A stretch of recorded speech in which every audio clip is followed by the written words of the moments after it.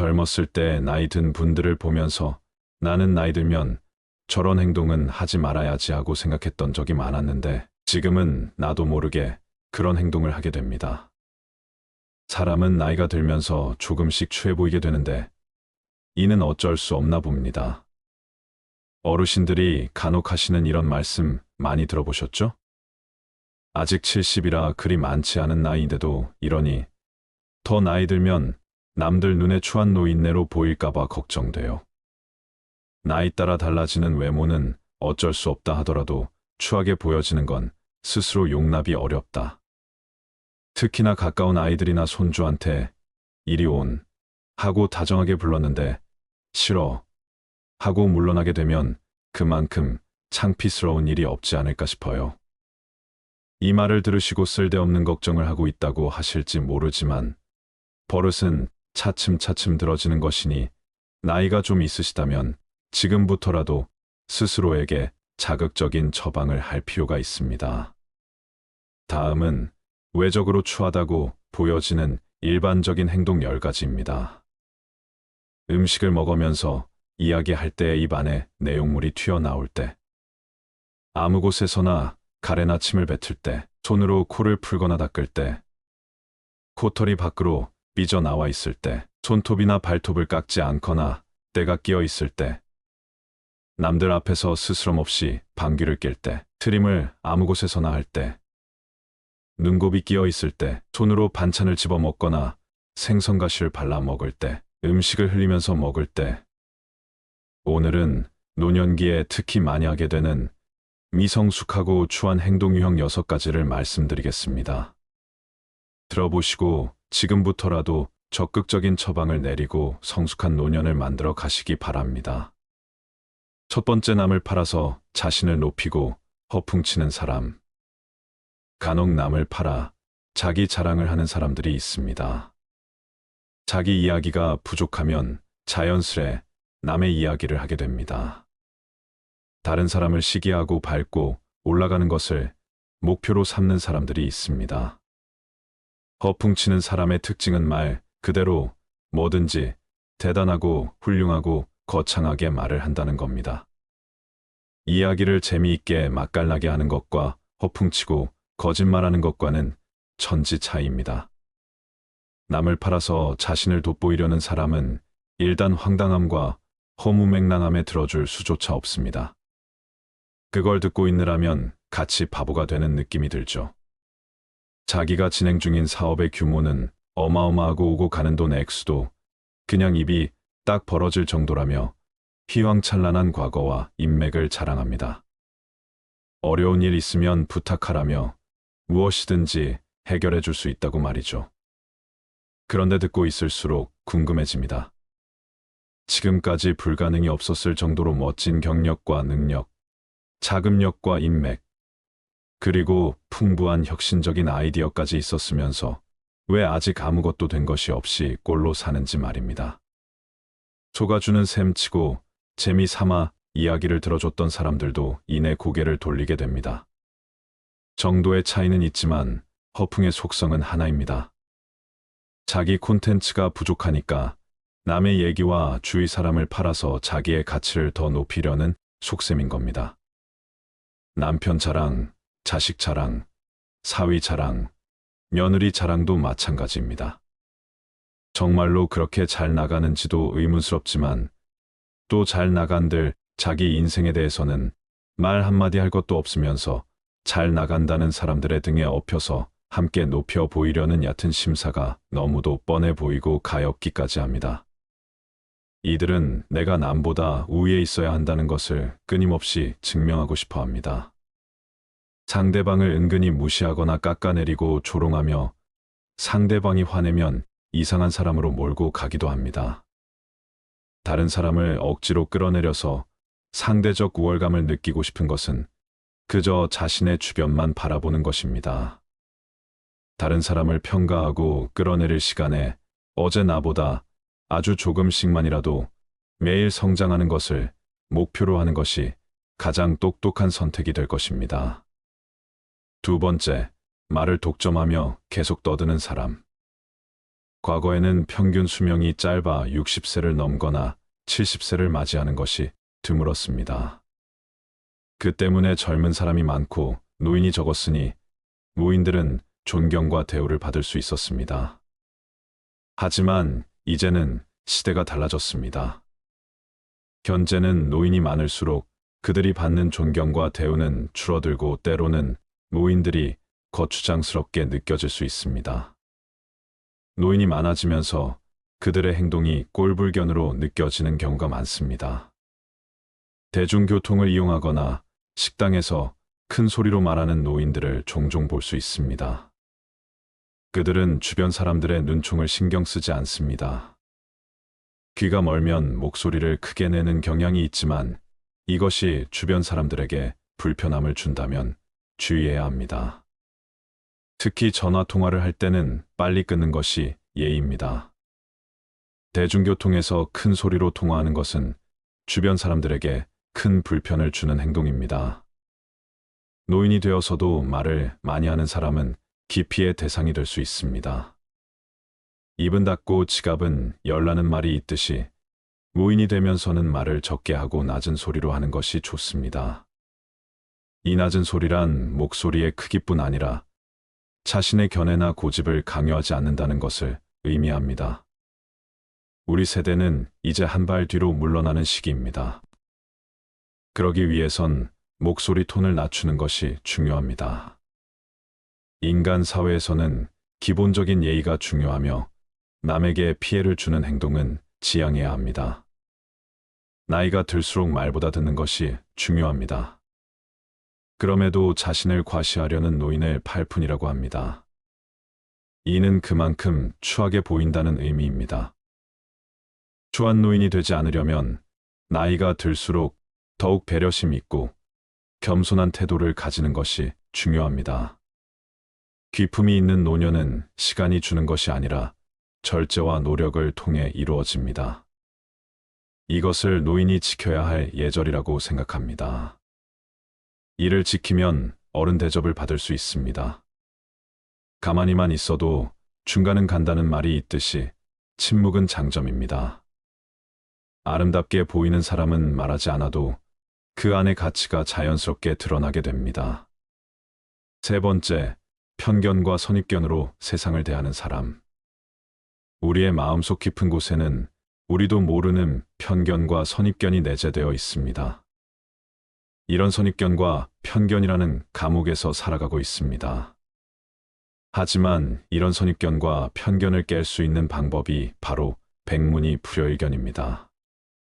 100번 듣는 것보다 한 번 보는 것이 낫다는 말입니다.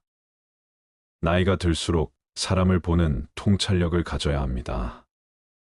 그래야 어디를 가든지 누구를 만나든지 확실하고 정의로운 판단을 내릴 수 있습니다. 나이가 들면서 버려야 할 것 중 하나가 바로 이런 편견과 선입견입니다. 선입견의 사전적 의미는 어떤 특정 대상에 대해서 실제 겪어보지도 않고 갖게 되는 주관적 가치 판단이라 합니다. 즉 겪어보지도 않고 사람을 판단하거나 한 사건에 대해서도 진실을 알려고 하기 전에 자신의 주관적인 판단으로 예단을 내려버린다는 거죠. 이렇게 선입견이 합리화되고 고정되면 편견으로 굳어져 버립니다. 편견은 어떤 사물이나 현상에 대해서 적합하지 않은 의견이나 견해를 가진 태도를 말합니다. 우리가 갖고 있는 편견의 대부분은 객관적 근거에서 생긴 것이 아니라 선입견에서 생겨난 것이라고 합니다. 편견과 선입견을 강하게 갖고 있는 사람의 특징은 논리적이지 않고 감정적이며 부정적이고 자기 주장이 강하다는 거죠. 다양한 현상들, 사회적 이슈들, 개개인의 가치관과 라이프 스타일에 대해 인과관계나 전후 사정에 대해 잘 알지도 못하면서 이 모든 것을 자신의 좁은 시각으로만 바라보고 판단을 하니까 자기성에 차는 게 하나도 보이질 않습니다.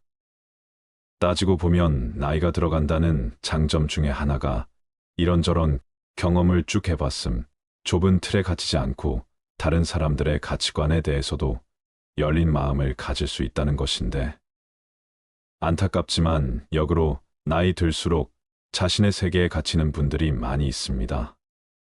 나이가 들면서 다양한 세상사를 정치적인 좌우를 가리는 하나의 창문으로 바라보고 내 편이냐, 저쪽 편이냐 편을 가르는 것으로 판단의 기준을 삼는 사람들이 상당히 많다는 것을 깨닫게 됩니다.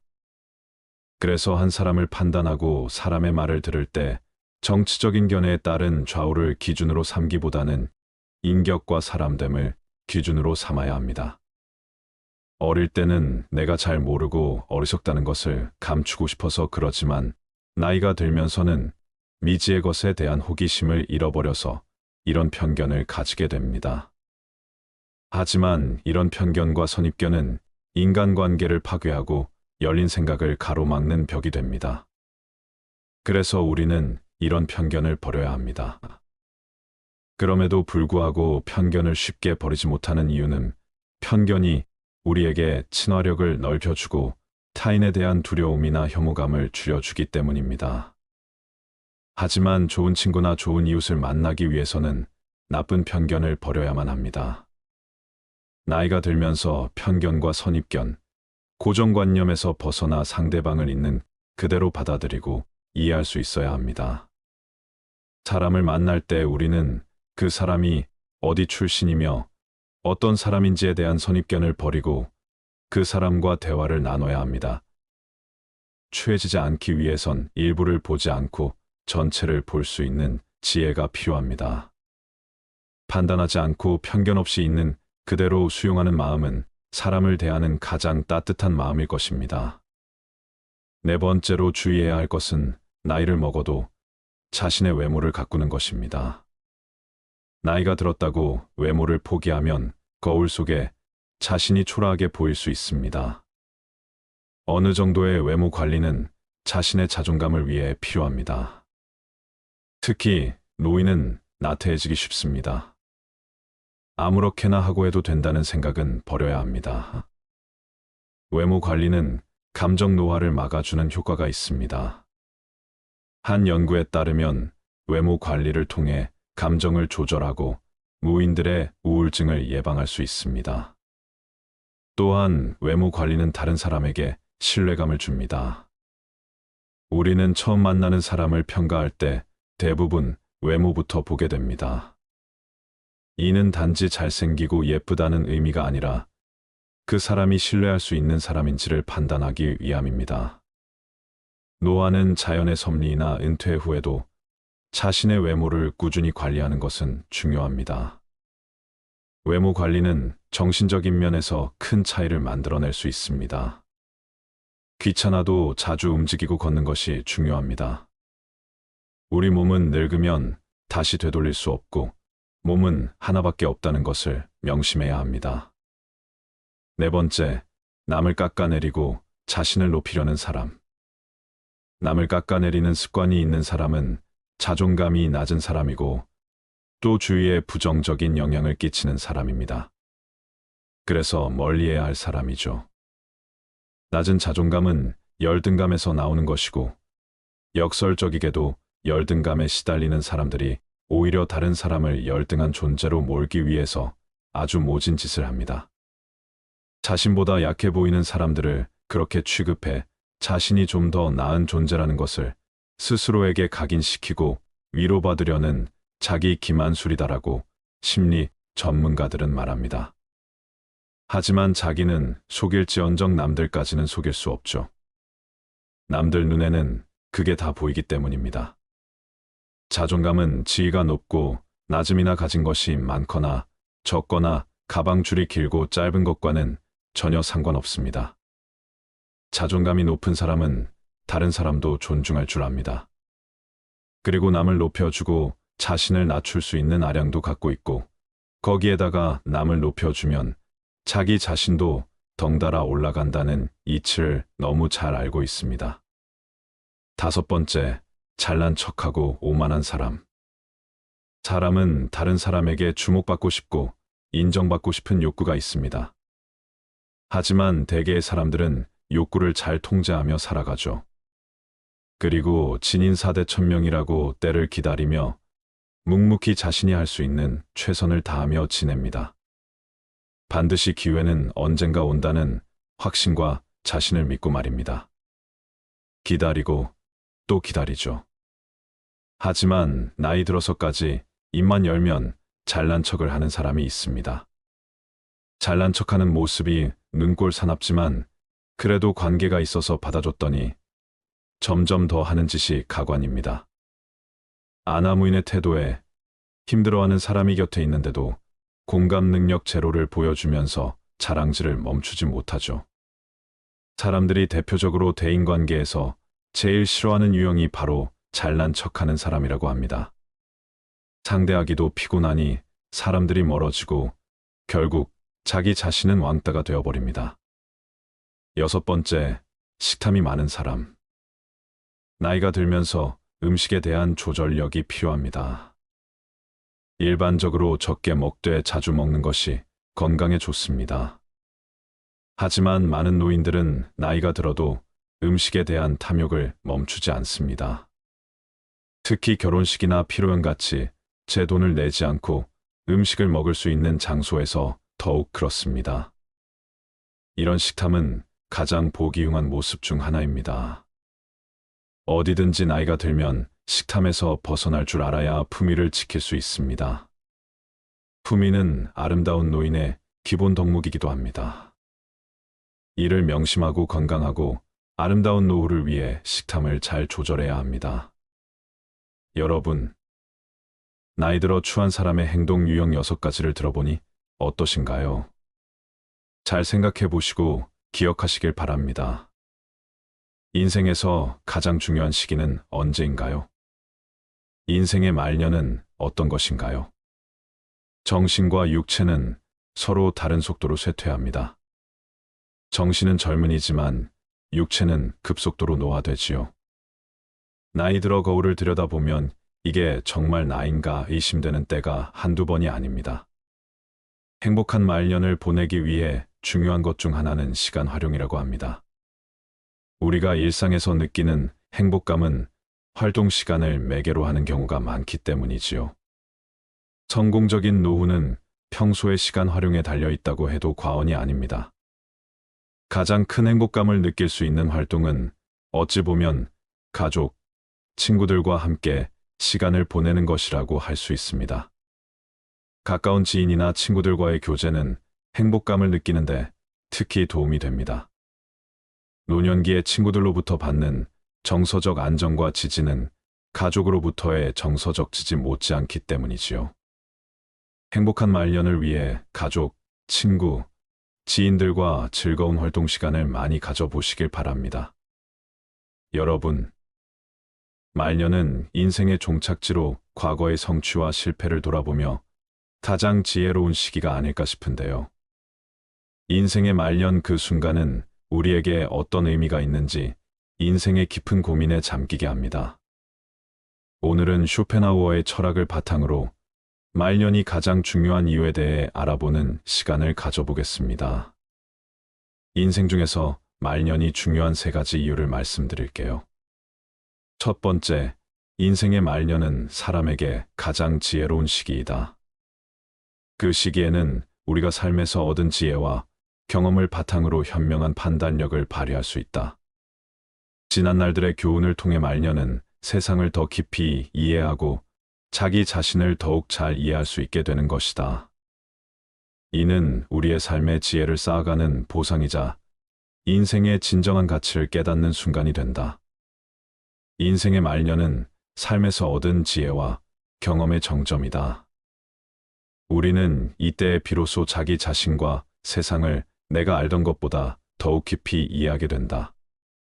과거의 성공과 실패, 아픔과 기쁨을 돌아보며 우리는 더욱 현명한 판단력을 갖출 수 있게 되는 것이다. 나로부터 배운다는 말의 의미를 비로소 체감하게 되는 시기이다. 그동안 겪어온 모든 경험들은 우리에게 깨달음을 선사하며 삶의 의미와 목적을 명확하게 보여주는 계기가 된다. 인생의 말년은 단순히 나이가 들어감을 의미하고 체력이 떨어져서 쉬어야 한다는 의미가 아니다. 오히려 그 시기에 우리는 삶의 깊은 의미를 탐구하고 내면의 성장과 현명한 판단력을 통해 더욱 풍요로운 삶을 살아갈 수 있게 되는 것이다. 말년이라서 쌓아온 지혜와 경험을 토대로 새로운 통찰력을 얻을 수 있는 순간이자 인생에서 가장 지혜로운 시기라고 할 수 있다. 두 번째, 인생의 말년은 양보다 질이다. 말년은 우리에게 우선순위를 정할 것을 요구한다. 우리에게 주어진 시간은 유한하다. 시간과 에너지가 한정되어 있기 때문에 우리는 진정으로 중요한 가치와 목표에 더욱 집중할 필요가 있다. 가족, 사랑, 친구, 그리고 개인적인 성취와 같은 가장 의미 있는 것들에 더욱 가치를 두게 된다.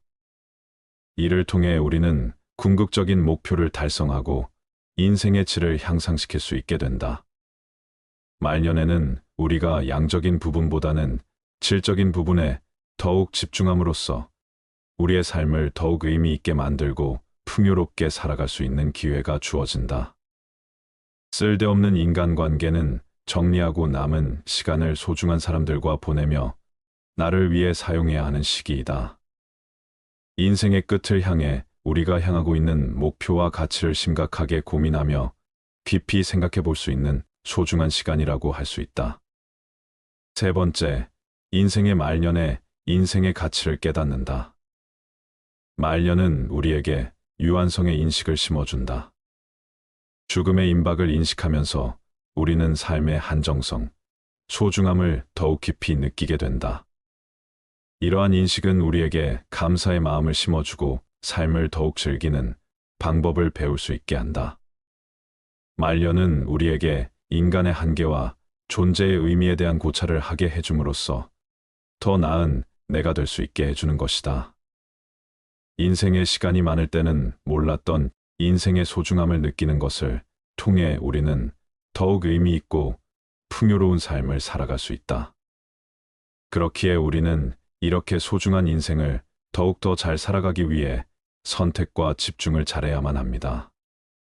나와 함께 있는 사람들은 나에게 영향을 끼친다라는 말이 있는데요. 말년의 소중한 삶을 위해 인간관계에서 반드시 잘라내야 하는 것 4가지에 대해 함께 알아보도록 하겠습니다. 첫째, 부정적인 영향을 잘라내라. 주변에는 부정적인 영향을 주는 사람들이 존재한다. 그들은 우리의 내면에서 긍정적인 빛을 희미하게 만든다. 우리는 자신의 복지와 평안을 위해 이들과의 인간관계를 제한하거나 끊어야 한다. 우리가 이들과의 연결을 끊음으로써 우리는 긍정적인 에너지와 영향을 품을 수 있는 사람들과 귀중한 시간을 함께 보낼 수 있다. 그들은 우리를 격려하고 지지하며 성장과 발전을 도와줄 것이다. 이는 진정한 행복과 만족을 찾기 위해 이들과 함께 걷는 길을 선택해야 한다. 우리의 에너지는 소중하고 우리의 기분은 소중하다. 그래서 우리는 자신을 지키고 부정적인 영향을 주는 사람들과의 인연을 끊는 용기를 가져야 한다. 둘째, 인간관계의 무의미함을 끊어내라. 인생은 짧고 우리의 시간과 에너지는 한정되어 있다. 그러나 일부 인간관계는 해가 되지 않더라도 서로에게 진정한 의미나 가치를 가져오지 못한다. 이러한 무의미한 상호작용은 우리의 삶을 허비하고 소중한 시간과 에너지를 낭비하는 결과를 초래할 수 있다. 우리는 진정한 의미를 부여하고 싶다면 이러한 무의미한 관계를 끊고 의미 있는 인간관계에 초점을 맞춰야 한다. 진정한 의미를 찾기 위해서는 자신의 삶에 진실한 가치를 부여해야 한다. 우리는 자아를 깊이 탐구하고 우리의 열망과 가치에 맞는 인간관계를 구축해야 한다. 쇼펜하우어는 의미 없는 존재는 삶을 부정하는 것과 같다고 말했다. 우리는 의미 있는 존재로서의 인간관계를 추구해야 한다. 그것이 우리에게 진정한 만족과 행복을 선사할 것이다. 무의미한 상호작용은 우리의 삶을 허비하고 우리의 내면에서 장애물이 될 수 있다. 우리는 용기를 내어 이러한 관계를 끊고 의미 있는 상호작용을 추구해야 한다. 우리의 시간과 에너지는 소중하다. 그러므로 우리는 진정한 의미와 가치를 가진 소중한 인간관계를 찾아가야 한다. 무의미한 상호작용은 우리의 삶을 허비하고 진정한 의미와 가치를 찾는데 장애가 됨을 명심하라. 셋째, 독과 같은 관계를 끊어내라. 독과 같은 관계는 우리에게 해를 끼칠 수 있다. 상대방과의 상호작용이 우리에게 해로운 영향을 미치거나 우리의 성장과 발전을 방해한다면 이러한 독이 된 관계를 끊는 것이 필수적이다. 우리는 자신의 복지와 성장을 위해 독이 된 관계에서 벗어나야 한다. 쇼펜하우어는 다른 사람과의 관계는 우리의 삶을 결정짓는다고 말했다. 우리는 자신의 삶을 향상시키기 위해 독이 된 관계를 피해야 한다. 이러한 관계는 우리의 에너지를 흡수하고 우리를 지치게 만든다. 우리는 자아를 보호하고 우리 자신의 가치를 인정받는 관계를 선택해야 한다. 독이 된 관계는 우리의 성장과 발전을 방해한다. 우리는 자신의 잠재력을 시연하기 위해 독이 된 관계에서 벗어나야 한다. 우리는 용기를 내어 이러한 관계를 끊고 자신의 가치를 인정받을 수 있는 관계로 나아가야 한다. 이를 통해 우리는 진정한 자유와 행복을 찾을 수 있을 것이다. 우리는 자신의 복지와 성장을 위해 아무리 친하고 정이 남아있다 해서 독이 된 관계를 질질 끌기보다는 과감하게 끊는 것이 필요하다. 인간 관계에서 가장 중요한 것은 상대방과의 관계가 우리의 내면을 어떻게 변화시키는가이다. 다른 무엇보다 이것이 가장 중요하다. 우리는 우리 자신을 위해 독이 된 관계를 끊고 우리의 내면을 풍요롭게 가꾸는 관계를 선택해야 한다. 우리는 독이 된 관계에서 벗어나고 자아를 보호하며 우리 자신에게 진정한 가치를 부여하는 관계를 추구해야 한다. 넷째, 존중 없는 사람들을 끊어내라.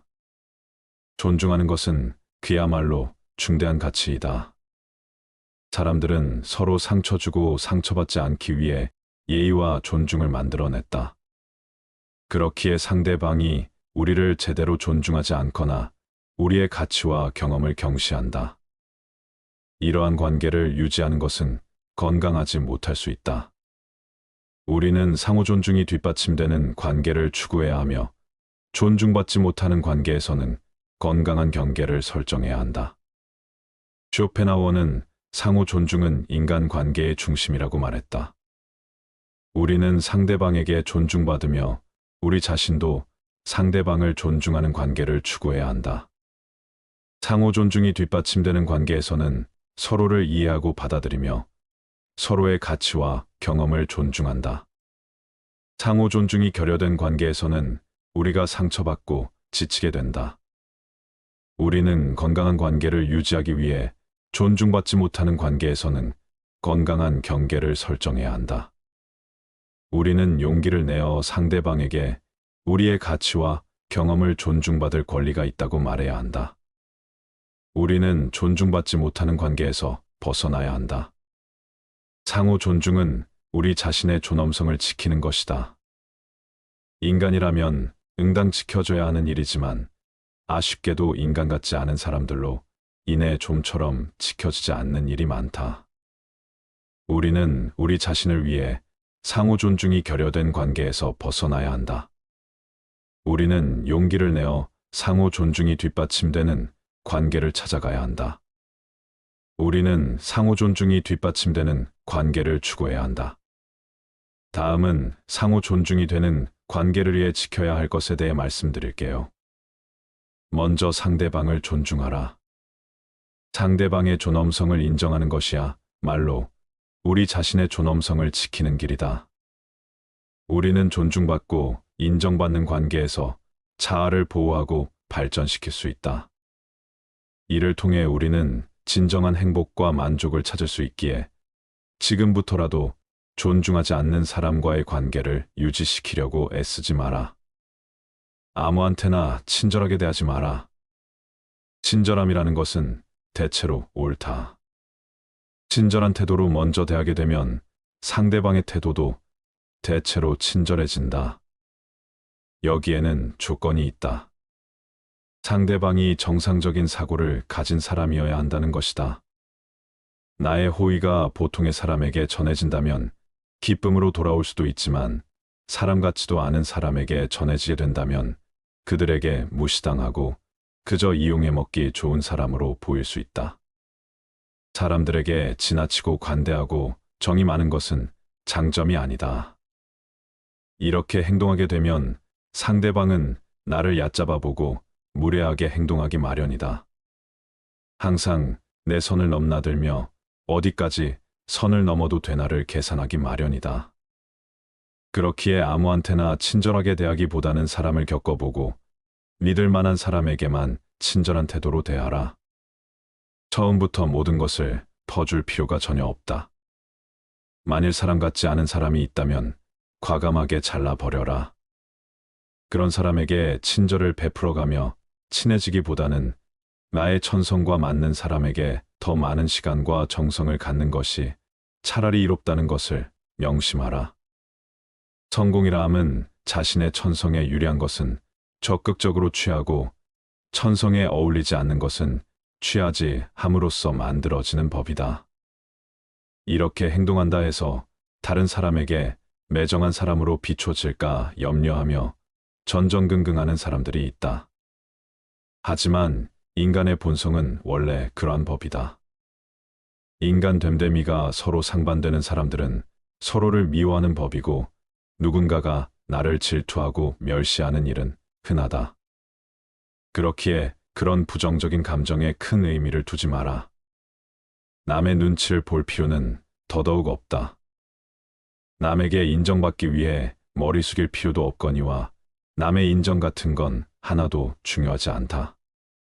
세상을 살아가는 데 있어서 반드시 알아야 하는 것 중에 하나는 남의 이해를 받기 위해 자존심을 굽혀가며 눈치를 볼 필요가 전혀 없다는 사실이다. 행복의 본질적인 요소인 마음의 안정과 독립에 대해서는 다른 사람들이 어떻게 생각할까 하는 따위의 생각은 이익이 되기보다는 장애가 된다. 그러므로 사물의 참된 가치가 무엇인가를 숙고하여 올바르게 평가함으로써 다른 사람들의 견해에 대해 지나치게 민감한 반응을 억제해야 한다. 행복의 본질적인 요소인 마음의 안정과 독립은 남의 시선으로부터 해방될 때 가능한 것이다. 어차피 이 세상을 살아가는 데 있어서 타인이 나를 어떻게 생각하는지는 굳이 신경 쓸 이유가 없다. 왜냐하면 그들의 인정 따위는 나에게 아무런 의미가 없기 때문이다. 남의 시선을 의식하는 순간 타인의 의견에 다음이 흐려진다. 남의 말을 많이 들을수록 자신이 하고자 하는 말을 잊게 된다. 결국에는 자신이 무엇을 원하는지도 모르고 살아가게 된다. 남들이 하는 대로 따라가다 보면 자신이 원하는 삶은 살 수 없다. 그런 삶은 독립과는 거리가 멀다. 스스로 생각하고 혼자서 결정하는 독립된 삶은 진정한 자유인에게만 주어지는 선물과도 같다. 다른 사람들은 어떻게 생각할까 하는 고민은 행복한 삶을 위해 버려야 할 생각이다. 그런 생각은 자기 자신에 대한 성찰을 빼앗아 간다. 그런 생각을 할수록 자기 고유의 가치관은 사라지고 만다. 자기 존재에 대한 의미와 가치를 잃고 만다. 다른 사람들의 생각으로 채운 내면은 출구 없는 미궁과 같다. 마음속에 그런 미궁을 만드는 것은 자기 탓이다. 타인이 나를 이해하지 못하고 자신의 생각이 확고한 나머지 아무 가치가 없는 얘기로 나를 가르치더라도 반박하거나 분노하지 말고 그저 무시하라. 왜냐하면 애써 반박한다 한들 서로의 기분만 상할 뿐 그 사람이 바뀔 가능성은 거의 없다. 왜냐하면 사람의 성격은 어지간해서는 변하지 않는다. 사람이라면 그게 누구든지 자신의 고유한 성격을 쉽사리 벗어나지 못한다. 외부 상황이 바뀌어 얼핏 다르게 행동하는 것 같아도 그것은 성격이 다양하게 변주되는 모양만 다르게 보이는 것에 불과하다. 사람의 성격이란 거의 변하지 않기 때문이다. 형편없는 인간들이 모여서 훌륭한 인물을 깎아내리고 뒷담화하는 것을 보더라도 아무렇지 않게 여기고 오히려 감사할 것이다. 이런 사람들이 많으니 내가 더 잘 살 수 있구나 하고 말이다. 그렇게 되면 더 이상 타인에게 이해받기 위해 자존심을 굽혀 구걸할 필요가 없다. 쓸데없이 타인의 의견을 바꾸려 하지 말고 한 귀로 흘리는 편이 현명하다는 것을 명심하라. 모든 사람은 그 자신의 이해, 정도와 인식의 한계 내에서만 세상을 바라볼 뿐이다. 남을 신경 쓰기보다는 내 건강부터 챙겨라. 내 건강보다 중요한 것은 하나도 없다. 타인의 인정을 받기 위해 내 몸을 갈아가며 인사하지 마라. 사람들은 크나큰 착각을 하고 있다. 자신의 건강보다 평판이나 돈과 같은 다른 외적인 것을 쫓는 것을 중요시한다. 하지만 건강은 외적인 어떤 재화들과 다 비교할 수 없을 정도로 월등히 중요하다. 먼저 건강해야 재화를 누릴 수 있고 모든 것을 긍정적으로 인식할 수 있기 때문이다. 인간은 조금만 아프더라도 내 주변 모든 것을 불행하게 바라보고 스스로를 비극의 주인공으로 만들어 버리곤 한다. 따라서 아무리 친구가 많고 돈이 많더라도 건강하지 않다면 아무짝에 쓸모가 없다. 남에게 인정받기 위해 스트레스 받아 건강을 해친다면 주객이 전도된 것이다. 우리에게 중요한 것은 나와 가족의 건강이다. 완벽하게 건강한 몸과 건강한 정신, 즐거운 마음 등 이런 것은 지위나 부로 대신할 수 없는 장점이다. 그도 그럴 것이 건강이란 바로 인간 자신을 이루는 것이기 때문이다. 사람이 홀로 있을 때에도 그를 따라다니는 것이고 다른 사람이 그에게 주거나 빼앗을 수 없는 것이므로 건강하다는 것은 행복이다. 그저 그것 하나만으로도 큰 장점이고 행운인 것이다. 더 늦기 전에 건강을 챙겨야 한다는 것을 명심하라. 쇼펜하우어의 말에 의하면 행복의 징표는 웃음입니다. 행복해지고 싶으면 마음속에는 명랑함을 지녀야 한다. 명랑함은 진정한 행복을 드러내주는 외적 표현이다. 명랑함이 없는 삶은 무거운 짐으로 다가온다. 삶을 가볍게 해주는 것은 바로 명랑함이다. 행복은 내적 요인으로 결정되는데 그 내적 요인 중 가장 중요한 것이 명랑함이다. 명랑한 사람들에게는 항상 명랑할 만한 원인이 있다. 그 원인은 그가 명랑하다는 것이다. 명랑한 마음이라는 제보는 어떤 제보로도 대신할 수가 없기에 이에 필적할 것이 없다. 상황이 명랑하지 않을 때라도 명랑할 수 있는 사람이 진짜 명랑한 사람이다. 명랑함의 정도가 곧 그의 행복의 정도가 된다. 많이 웃는 자가 진정으로 행복하고 많이 우는 자가 불행하다. 지극히 당연한 소리인데도 우리는 이 사실을 묵과하고 살아간다. 우울한 인간은 10가지 계획 중 9가지가 성공해도 9의 성공을 기뻐하지 않고 하나의 실패에 화를 내지만 명랑한 인간은 10가지 계획 중 1가지만 성공하고 9개는 실패해도 1가지 성공으로 마음을 달래 명랑한 기분이 된다. 앞서 말씀드렸듯이 행복의 본질적인 요소인 마음의 안정과 독립은 남의 시선으로부터 해방될 때 가능한 것이다. 남의 시선을 의식하는 순간 타인의 의견에 다음이 흐려진다. 남의 말을 많이 들을수록 자신이 하고자 하는 말을 잊게 된다. 결국에는 자신이 무엇을 원하는지도 모르고 살아가게 된다. 남들이 하는 대로 따라가다 보면 자신이 원하는 삶은 살 수 없다. 그런 삶은 독립과는 거리가 멀다. 스스로 생각하고 혼자서 결정하는 독립된 삶은 진정한 자유인에게만 주어지는 선물과도 같다. 다른 사람들은 어떻게 생각할까 하는 고민은 행복한 삶을 위해 버려야 할 생각이다. 그런 생각은 자기 자신에 대한 성찰을 빼앗아 간다. 그런 생각을 할수록 자기 고유의 가치관은 사라지고 만다. 자기 존재에 대한 의미와 가치를 잃고 만다. 다른 사람들의 생각으로 채운 내면은 출구 없는 미궁과 같다. 마음속에 그런 미궁을 만드는 것은 자기 탓이다. 인생은 될 대로 되는 것이 아니라 생각대로 되는 것이다. 자신이 어떤 마음을 먹느냐에 따라 모든 것이 결정된다. 행복해지고 싶으면 행복하다고 생각하라. 우리는 우리가 행복해지려고 마음먹은 만큼 행복해질 수 있다. 사람은 생각하는 대로 산다. 생각하지 않고 살아가면 살아가는 대로 생각한다. 우리를 행복하게 만드는 것은 우리를 둘러싼 환경이나 조건이 아니라 늘 긍정적으로 세상을 바라보며 아주 작은 것에서부터 행복을 찾아내는 우리 자신의 생각이다.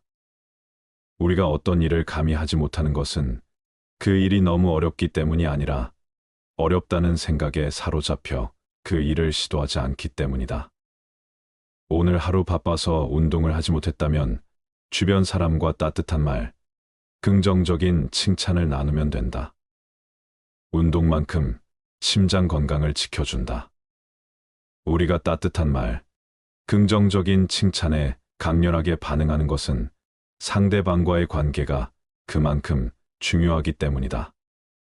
칭찬은 내가 상대방에게 가치 있는 존재가 됐다는 느낌을 갖게 한다. 그런데 가까운 사람에겐 칭찬이 인색해지기 쉽다. 가깝기 때문에 어색하기도 하고 가깝기 때문에 칭찬보단 걱정하는 잔소리가 더 쉽게 입에서 나온다. 마음은 보통 눈빛, 표정, 자세, 단어, 말투, 행동 등의 방법을 통해 상대에게 표현된다. 그 중에 말과 관련된 것들 말이 절반 이상을 차지할 정도로 소통에 있어 말이 차지하는 비율이 크다. 말을 평소에 어떻게 쓰느냐에 따라 우리 인생이 행복과 기쁨으로 가득 찰 수도 있고 반대로 불행과 슬픔으로 가득 찰 수도 있는 것 같다. 인간관계에서 대화의 중요성은 무엇보다도 중요하다. 정확한 대화를 하지 않으면 오해가 쌓일 수 있고 오해는 불행한 결과를 가져올 수 있기 때문입니다. 이렇게 중요한 대화를 우리는 그저 의사소통 수단으로 생각하는 경향이 있다. 오늘은 현인들의 말씀을 통해 효과적인 의사소통을 하는 대화 습관에 대해 말씀드리고자 합니다. 말하는 방식은 자신뿐만 아니라 타인에게도 영향을 미칩니다. 부정적인 단어보다는 긍정적인 단어를 사용하고 진정한 대화는 말하기만큼이나 경청하는 것이 중요합니다. 감사의 말을 자주 사용하십시오. 복잡하거나 모호한 표현을 피하고 명확하고 간결하게 의사를 전달하십시오. 타인을 비판하기보다는 격려하고 칭찬하는데 중점을 두십시오. 자신의 감정을 적절하고 건강한 방식으로 표현하십시오. 새로운 관점과 아이디어에 대해 호기심을 가지고 열린 마음으로 대화에 임하십시오. 다음은 상대방과 효과적인 의사소통을 하는 대화 습관 7가지입니다. 첫 번째, 긍정적인 언어 사용하기. 부정적인 단어보다는 긍정적인 단어를 사용하여 대화를 시작하고 마무리하십시오. 어느 날 80세 할아버지가 친구들과 함께 공원 벤치에 앉아 이야기를 나누고 있었습니다. 할아버지가 말했습니다. 나는 이제 나이가 들어서 기억력이 많이 나빠졌어. 어제는 거실로 들어가려다가 거기에 왜 갔는지 기억이 안 나서 다시 되돌아왔지만 대답했습니다. 그게 뭐 대수야. 나는 어제 부엌에 갔는데 왜 갔는지 기억이 안 나서 결국 무엇을 하려고 했는지 생각나기를 기다리면서 냉장고를 정리했어. 모두가 웃음을 터뜨리며 이야기를 나누던 중 90세 할아버지가 말했습니다. 아이고, 여러분 모두 걱정하지 마세요. 나이 들면 그런 일이 흔해요. 그래도 다행인 건 우리 모두 오늘 아침에 이곳 공원에 올 길을 기억했다는 거죠.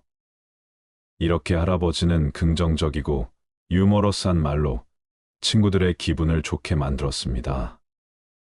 긍정적인 언어 사용은 단순히 말의 내용뿐만 아니라 그 말이 전달하는 에너지와 분위기에도 영향을 미칩니다. 마치 바람에 흔들리는 나무처럼 인생은 변화에 유연하게 대응해야 한다. 튼튼한 뿌리를 내리고 모든 순간에 굳건하게 서 있으려면 내면의 평화를 유지하는 것이 중요하다. 강물이 바다로 흐르듯 인간의 삶도 목표를 향해 나아가야 한다. 강물이 여러 장애물을 만나도 결국 바다에 도달하듯이 인간도 어려움을 극복하고 목표를 향해 나아간다. 새가 하늘을 날든 마음도 자유로워야 한다. 새는 하늘을 날며 끝없는 가능성을 탐험한다. 두 번째, 경청하기. 진정한 대화는 말하기만큼이나 경청하는 것이 중요합니다. 상대방이 말하는 것을 주의 깊게 듣고 이해하려고 노력하십시오. 귀를 기울이는 것은 마치 숲속의 사슴처럼 조심스럽고 세심해야 한다. 사슴은 숲속의 작은 소리도 놓치지 않으며 우리도 대화에서 상대방의 말을 세심하게 듣고 이해해야 한다. 진정한 경청은 강물이 바위를 둘러 흐르는 것과 같다. 강물은 장애물을 피하지 않고 그것을 포용하며 흐른다. 우리도 대화에서 상대방의 말을 포용하고 이해하는 자세가 필요하다. 대화에서의 경청은 마치 뿌리 깊은 나무가 지하수를 흡수하는 것과 같다. 세 번째, 감사 표현하기. 감사의 말을 자주 사용하십시오.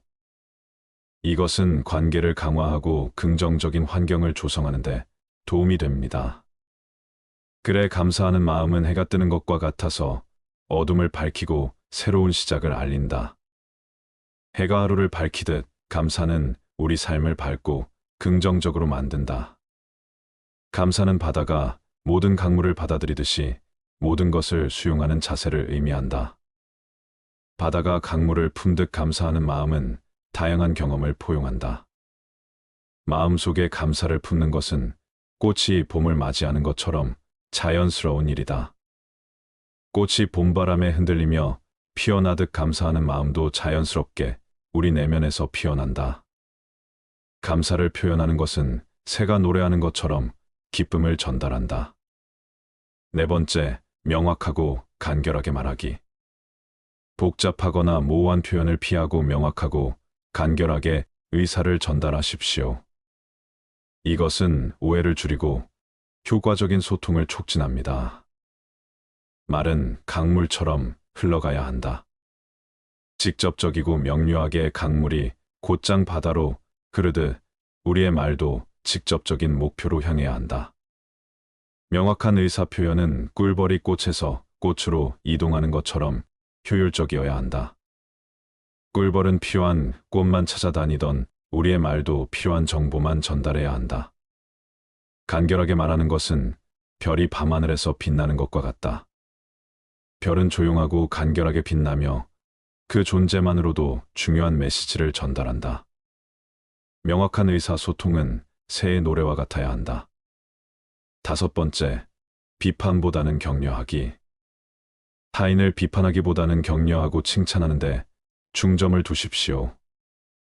이것은 긍정적인 관계를 구축하고 자신감을 키우는데 도움이 됩니다. 마을의 한 요양원에서 할아버지들이 모여서 차를 마시며 이야기를 나누고 있었습니다. 한 할아버지가 말했습니다. 내가 젊었을 때는 엄청난 축구 선수였어. 하지만 이제는 무릎이 아파서 공도 차지 못해. 그러자 다른 할아버지가 웃으며 말했습니다. 그래도 여전히 멋있어 보이는 걸. 아마도 당신의 무릎은 과거의 영광을 기억하고 있나 봐.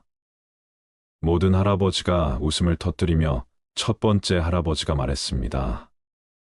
그렇게 말해줘서 고마워. 내가 너희들 곁 있어서 참 행복해. 격려하는 마음은 봄비처럼 삶의 활력을 불어넣는다. 봄비가 꽃을 피우듯 격려는 타인의 잠재력을 깨우고 성장을 촉진한다. 칭찬은 해가 떠오르는 것과 같아서 어둠을 밝히고 희망을 준다. 해가 세상을 밝히듯 칭찬은 사람의 마음을 밝게 만든다. 격려의 말은 새의 노래와 같아서 듣는 이에게 기쁨과 평화를 준다. 새가 노래로 숲을 즐겁게 하듯 격려하는 말도 사람의 마음을 기쁘게 한다. 칭찬은 나무에 물을 주는 것과 같다. 그것은 성장을 도와주고 튼튼하게 만든다. 나무가 물을 받아 자라듯 칭찬은 사람의 자신감을 키우고 발전을 돕는다. 격려는 강물이 바위를 부드럽게 다듬는 것처럼 마음을 강화하고 형성한다. 강물이 바위를 다듬듯 격려는 사람의 내면을 긍정적으로 변화시킨다. 6번째, 감정을 적절히 표현하기. 자신의 감정을 적절하고 건강한 방식으로 표현하십시오. 감정을 억제하거나 폭발하지 않고 이해와 공감을 바탕으로 말하십시오.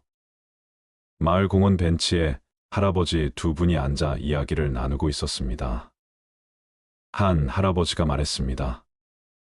젊었을 때는 화를 내면 모두가 두려워했어. 하지만 이제는 화를 내도 손자들이 귀여운 할아버지라고 해.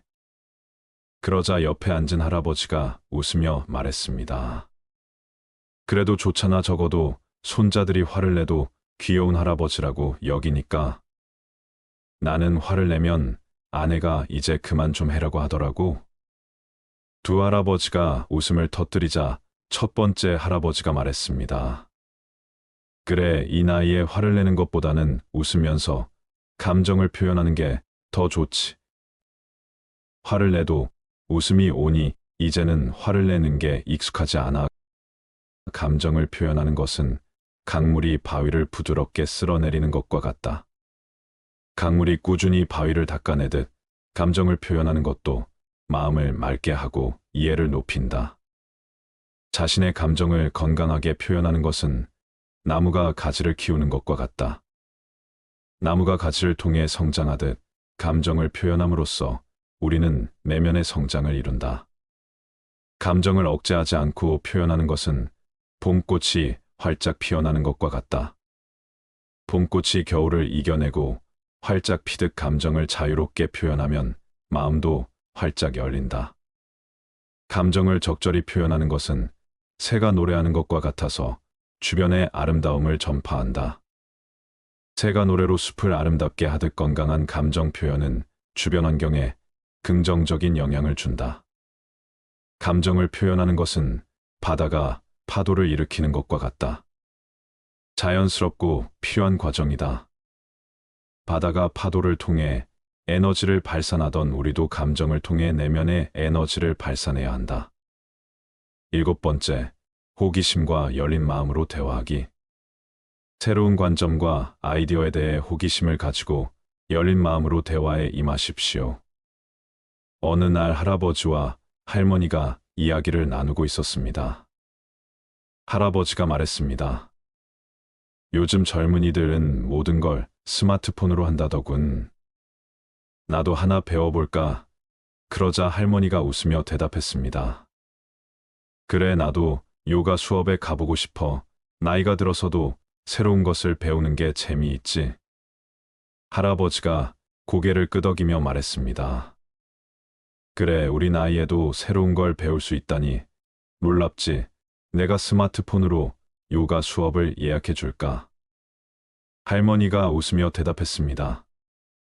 그럼 당신이 스마트폰으로 요가 수업을 예약하면 나는 요가 수업에서 배운 걸 당신에게 가르쳐 줄게. 우리 함께 배우면서 젊어지자.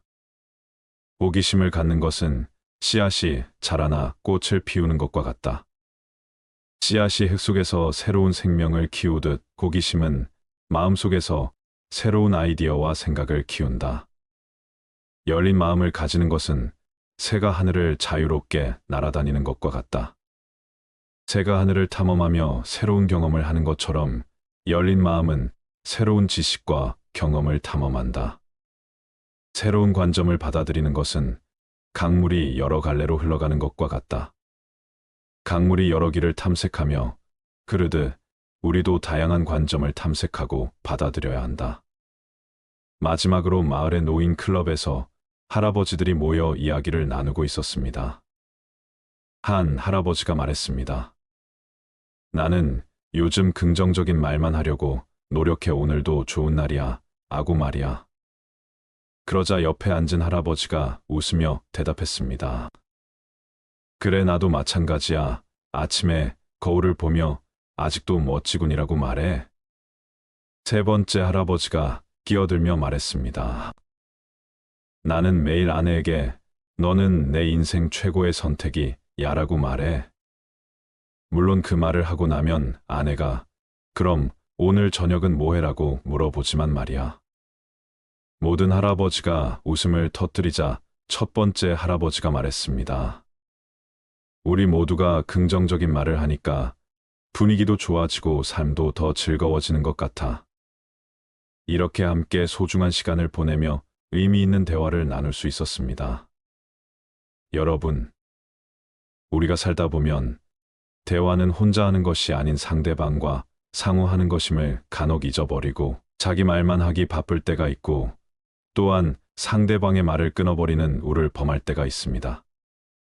이것은 역지사지로 생각하면 굉장히 무례한 상황입니다. 말 한마디로 병을 완전히 낫게 할 수는 없지만 괜찮아, 곧 좋아질 거야 라고 말하며 힘들어도 웃으려고 노력하는 사람과 내가 정말 나을 수 있을까? 라며 우울해하는 사람의 호전 속도는 분명 차이가 있습니다. 말은 감정을 바꾸고 감정은 몸을 바꿀 수 있다고 합니다. 긍정적인 말과 기분 좋은 표정이 나 자신을 바꿀 수 있습니다. 몸이 아프고 컨디션이 좋지 않을 때 억지로라도 괜찮아 라고 말하며 웃으면 내가 정말 괜찮은 줄 알고 우리 몸에 괜찮다는 신호를 보냅니다. 인간은 말을 하지 않고는 살아갈 수 없습니다. 말을 하는 자는 무심코 내뱉고 잊어버릴 수 있겠지만 들은 사람은 평생 그 말로 인해 괴로워하거나 짜증날 수 있습니다. 그만큼 말이 중요하지요. 앞으로 스스로에게나 타인에게나 말의 중요성을 생각하고 신중히 표현하고 살아가야 되겠습니다.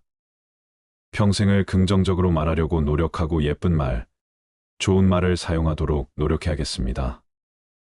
긍정적인 명언을 통해서 더욱 긍정적인 방향으로 발전하는 삶이 되시기를 바랍니다.